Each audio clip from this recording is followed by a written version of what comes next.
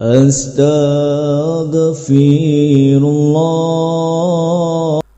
Bismillahirrahmanirrahim. Assalamualaikum warahmatullahi wabarakatuh. Alhamdulillah.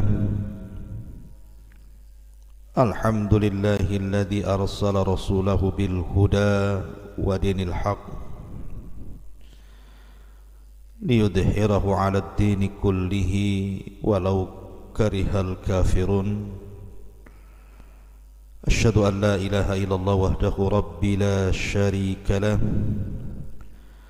wa asyhadu anna Muhammadan 'abduhu wa rasuluhu alladzi la nabiyya ba'dahu. Amma ba'du.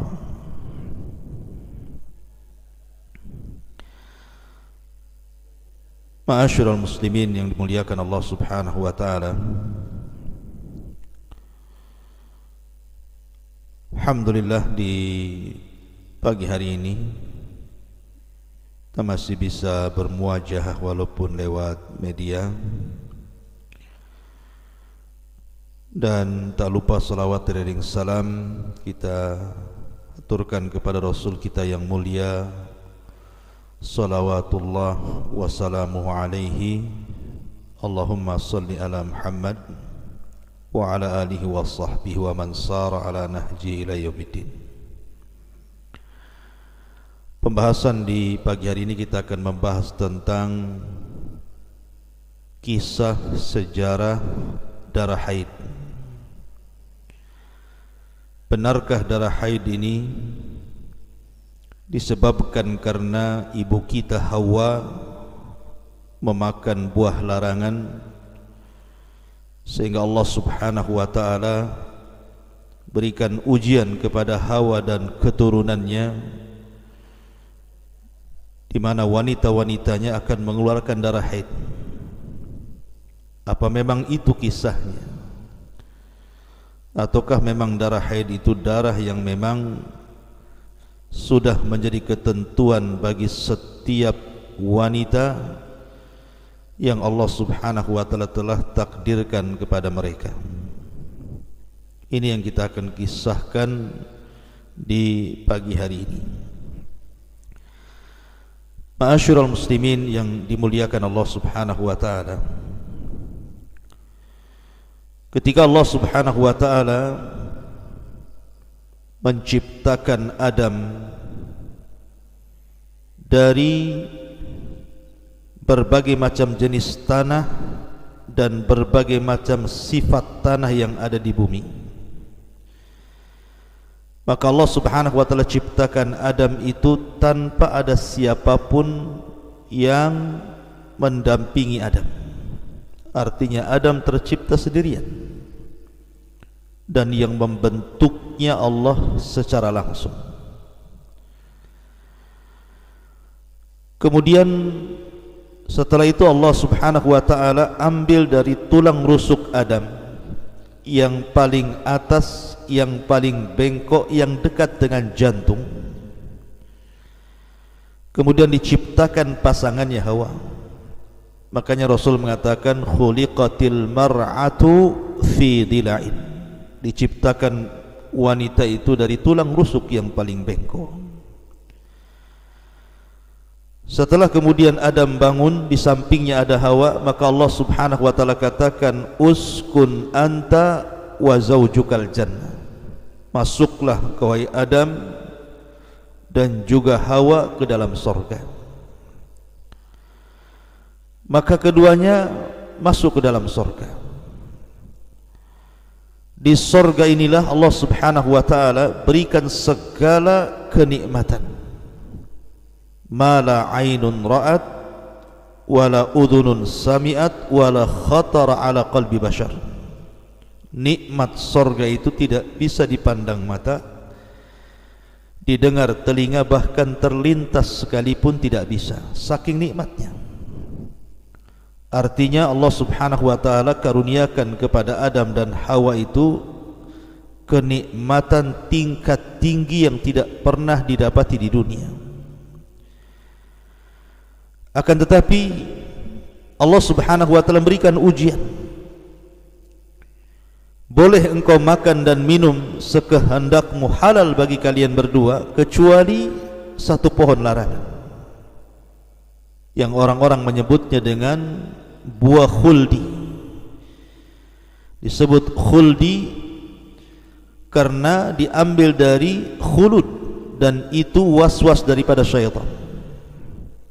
Ketika syaitan memberikan alasan kepada Adam kenapa Allah larang tidak boleh mendekati pohon itu, karena alasannya dikhawatirkan antakuna malakaini au takuna minal khalidin, karena Allah akan menjadikan engkau dua malaikat atau termasuk hamba-hamba yang dikekalkan usianya.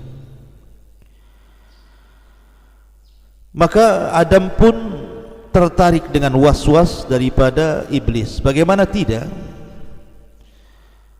Iblis ini ketika memberikan was-was, dia bersumpah. Makanya Allah katakan wa qasamahuma inni lakuma laminan nasihin. Dan bersumpah di alam para malaikat, apalagi untuk sebuah kedustaan itu mustahil, karena belum ada orang yang bersumpah untuk kedustaan di alam para malaikat, apalagi di surga. Itu yang mendorong kenapa Adam yakin dengan iblis, karena dia bersumpah masalahnya. Wallahi, demi Allah, bahwa Allah melarang kamu mendekati pohon itu supaya engkau tidak jadi malaikat atau tidak dikekalkan, itu masalahnya. Maka Adam pun kemudian mengikuti was-was daripada iblis. Allah Subhanahu wa taala tidak menyebutkan pelanggaran Hawa. Makanya Allah Subhanahu wa taala mengatakan fa'asa Adam wa gawa. Maka Adam pun bermaksiat dan melampaui batas. Allah tidak menyebut Hawa di sini. Tidak disebutkan Hawa dalam Al-Quran dalam pelanggaran memakan buah khuldi larangan itu, karena tabiat wanita itu ikut suami. Makanya kenapa Allah mengatakan ku anfusakum wa ahlikum nara, jaga diri kalian dan keluarga kalian. Ar-rijalu qawwamuna 'alan nisa, laki-laki itu pemimpin, perempuan itu mengikut saja. Karena Adam yang kemudian pertama kali bermaksiat kepada Allah, makanya Allah mengatakan fa'asa Adam rabbahu fagawa, maka masuk padanya Hawa. Ada sebuah riwayat ini dicantumkan oleh Al-Imam At-Tabari dalam tafsirnya, Al-Imam Ibnul Mungdir dalam kitabnya Al-Awsat, Al-Hakim dalam kitabnya Al-Mustadrak, Al-Baihaqi dalam kitabnya Syu'abul Iman, dan Imam Ibnu Abi Dunya dalam Al-Uqubat, dari jalan Sufyan ibn Husain, dari Ya'la ibn Muslim, dari Sa'id ibn Zubair, dari Habrul Ummah Abdullah ibn Abbas radhiyallahu anhuma. Apa kata beliau? Lamma akala Adam minasy syajarati allati nuhiya anha, qala Allah azza wa jal ma hamalaka ya Adam ala an asaitani, qala rabbi zayyanat li Hawa, qala fa inni aqabtuha alla tahmila illa karha wa la tad'a illa karha wa dammaituha fi syahri marrataini. Falamma sami'at Hawa dhalik rannat faqala laha alayki rannatu wa ala banatiki. Kata Abdullah ibn Abbas radhiyallahu anhuma, ketika Adam alaihi salatu wassalam memakan buah larangan dari pohon yang dilarang tidak boleh didekati itu, maka Allah Subhanahu wa ta'ala kemudian berkata kepada Adam, ma hamalaka ya Adam ala an asaitani, apa yang membawamu hai Adam sehingga kau bermaksiat kepadaku? Bukankah sudah kukatakan wala taqraba hadhihi syajarah, jangan dekat-dekat pohon ini? Kau pula mendekatnya kemudian memakannya. Apa yang menjadikan kau bermaksiat kepada perintahku wahai Adam? Maka Adam mengatakan, Rabbi zayyanat li Hawa. Ya Rabb, Hawa yang telah mempengaruhi diriku. Seolah-olah ketika iblis tidak sanggup menggoda Adam, maka lewat jalur perempuan. Kemudian Hawa yang membujuk Adam untuk makan, Adam pun memakannya. Seolah-olah seperti itu. Maka Allah subhanahu wa ta'ala berfirman, fa inni aqabtuha alla tahmila illa karha. Maka aku berikan ujian kepada Hawa karena dia sudah memakan buah larangan, maka dia tidak akan mengandung kecuali dalam kondisi lemah. Wala tad'a illa karha, dan dia tidak akan melahirkan kecuali dalam kelemahan. Wa dammaituha fi syahri marrataini, dan aku akan buat dia keluar darah haid dalam 1 bulan 2 kali. Falamma sami'at Hawa, ketika Hawa mendengar, rannat, tiba-tiba Hawa menjerit. Faqala laha, maka Allah subhanahu wa ta'ala katakan kepada Hawa, alaiki rannatu wa ala banatik, maka jeritan itu akan ada padamu dan seluruh anak keturunanmu. Dari sini sebagian para ulama mengatakan bahwa sebab kenapa wanita itu mengeluarkan darah haid itu karena Allah subhanahu wa ta'ala menguji Hawa, memberikan iqab, balasan kepada Hawa karena dia memakan buah larangan. Ketika Allah subhanahu wa ta'ala katakan jangan dekat-dekat pohon itu, malah kemudian dia dan Adam mendekat dan memakannya. Sebab itulah Allah hukum Hawa dengan mengeluarkan darah haid. Dan Hawa sendiri dikatakan dalam riwayat ini 1 bulan 2 kali dia keluar darah haid. Ma'asyiral muslimin yang dimuliakan Allah azza wa jalla, asar ini disahihkan oleh Al-Imam Hakim dalam kitabnya Al-Mustadrak. Masalahnya tentang penyebab darah haid seorang wanita, apakah karena ujian Hawa gara-gara memakan buah larangan? Al-Quran tidak mencantumkan alasan ini. Tidak ada satupun ayat yang mencantumkan alasan ini. Karena Quran ketika menyebutkan tentang iqab, hukuman Adam kepada dan juga Hawa gara-gara memakan buah larangan itu, di mana Allah subhanahu wa ta'ala membuka seluruh pakaiannya, badat sawatuhuma wa tafiqa yakhsifani mi warakil jannah. Tiba-tiba ketika memakan buah larangan itu, seluruh pakaian Adam dan Hawa terlepas semuanya, sehingga kemudian keduanya telanjang. Hawa lari karena malu melihat aurat Adam, dan Adam juga lari karena melihat aurat Hawa, sehingga mereka berusaha mengutip daun-daun pohon surga untuk menutup aurat besar mereka. Artinya tidak ada urusan dengan darah haid di sini. Begitu juga hadis Nabi SAW tidak ada. Lalu muncul perkataan Abdullah bin Abbas radhiyallahu anhuma, maka Al-Imam Al-Hafidh Ibn Hajar rahimahullahu ta'ala dan juga ulama yang lainnya, boleh jadi Abdullah ibn Abbas radhiyallahu anhuma habrul ummah turjumanul Quran ini mengambil riwayat Israiliyat. Dan riwayat Israiliyat ini disabdakan oleh Nabi SAW, hadithu an Bani Israel wala haraj, ceritakan tentang Bani Israel, tidak mengapa.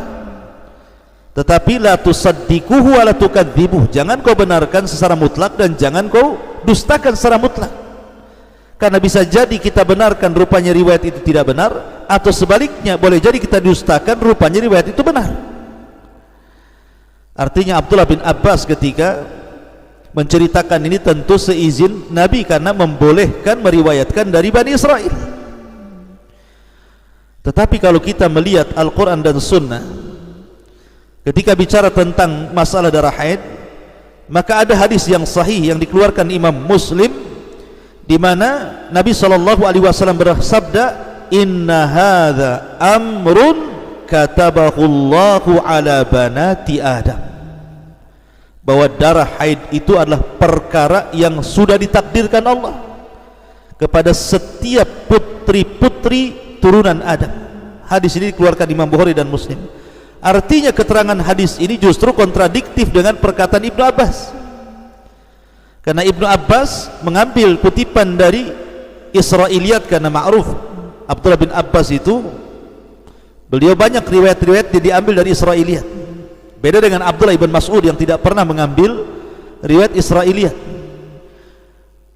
Lah dari sini kita katakan bahwa bertentangan dengan riwayat ini, karena hadis Nabi SAW mengatakan bahwa wanita haid itu adalah ketentuan kauni.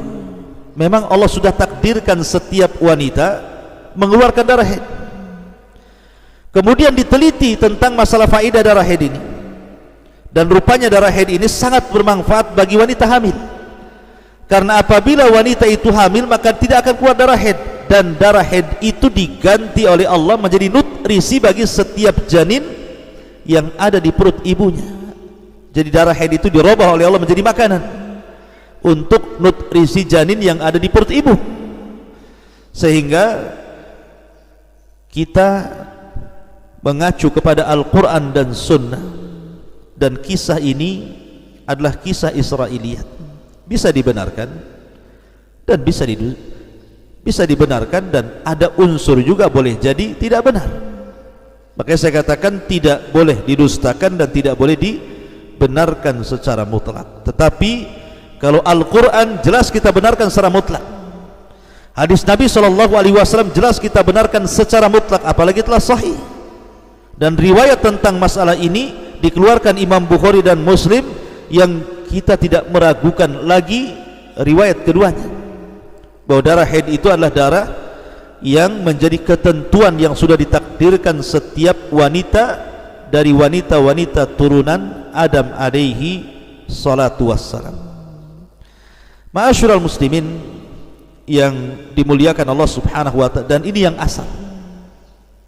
Maka kita tidak perlu menyandarkan kisah sejarah haid kepada kisah Israiliyat yang diceritakan oleh Abdullah ibn Abbas radhiyallahu anhuma, karena tidak sabit dari Nabi SAW, hanya kisah Israiliyat saja. Ini diantara faedah tentang sejarah darah haid. Mudah-mudahan ada manfaatnya. Subhanaka wa bihamdika asyhadu an la ilaha illa anta astaghfiruka wa atubu ilaik. Allahu ta'ala. Assalamualaikum warahmatullahi wabarakatuh.